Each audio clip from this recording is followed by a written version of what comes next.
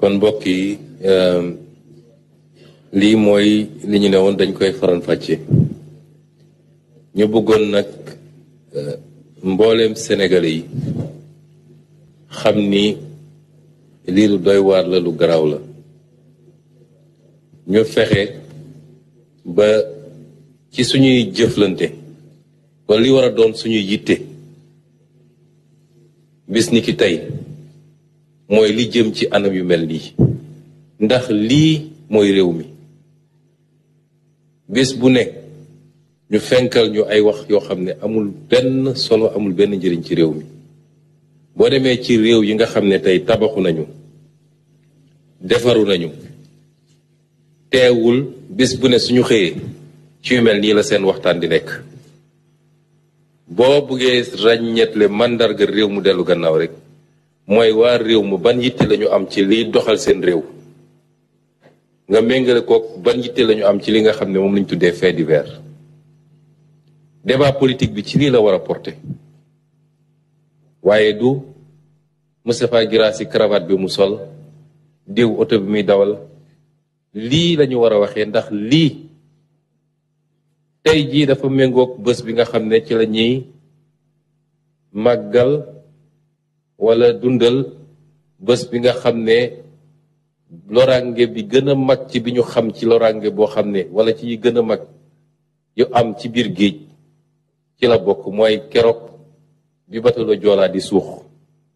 tey mu tombeek moom. ñu bari sax newoon nañ ñu premier ministre warul organiser conférence de presse ci bés boobu. ma jàpp ni nag organiser ci bés bi sax dafa am sens, dafa am symbolique, ndax li waraloon tragédie boobu weesuwul lu mel nii. mooy autorité yu yor responsabilité, yor alalu réew mi, wala ñu def mbir mi fu ñu ko war a def ak ni ñu ko war a defee, ñu ñàkk koo def ci càggante wala ci teef ba mu jur musiba. tey jii ñu ngi wax mbënd mi lan moo ko waral, lan la ñu def ci at yi weesu yépp ci milliards yi nga xam ne nañ dugal nañ ko ci, lu dul li ci ëpp ay nit a ko damm seen poos. te ci ëpp ay nit a ko damm seen poos. ñu ngi wax mbirum xale yi jël gaal gi, la ko waral. est-ce que xam ngeen ni li gën a métti ci lii mooy mbir mi dafa am ñaari pàcc.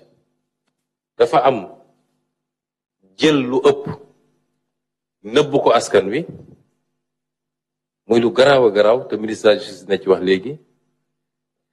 jël lu ëpp ñu ne la loo jël rek war nga koo bind, loo génne rek war nga koo bind.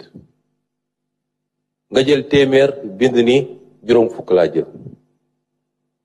loolu war nga askan wi, war nga ñi nga xam ne wóolu nañu Sénégal ba jël seen alal di ko dugal ci réew mi, donte dañ ñuy lebal nag.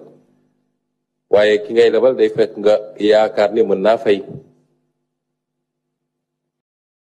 waaye loolu benn pàcc bi rek la. beneen pàcc bi gën a garaaw mooy gannaaw bi ñu defee loolu ba xaalis bi dugg, milliards yi dugg, mooy pexe yi ñuy def ñoom pour li bëri ci milliards yooyu, au lieu ñu yóbbu ko fi ñu waxoon ni fa la war a jëm, ñu fexe ba détourné ko dugal seen poos.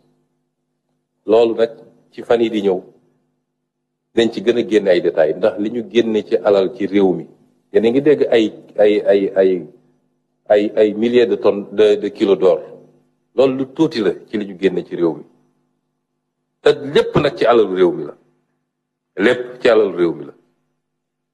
waaye foofu loolu fu mu jóge?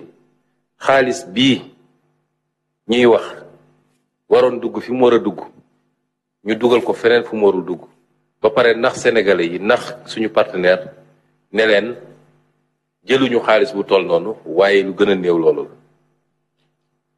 moo tax débat bi ci lii la war a porter. peuple bi laay waxal, bu leen kenn divertirati ci wax bu amul solo. lii moo tax Sénégal nekk ci niveau bi mu nekk. lii mooy suñu défi ñun. moo taxoon mu jaadu balaa ñuy dem fii ak fukki fan, incha allah, ndax dégg naa gars yi dañu amuñu programme te projet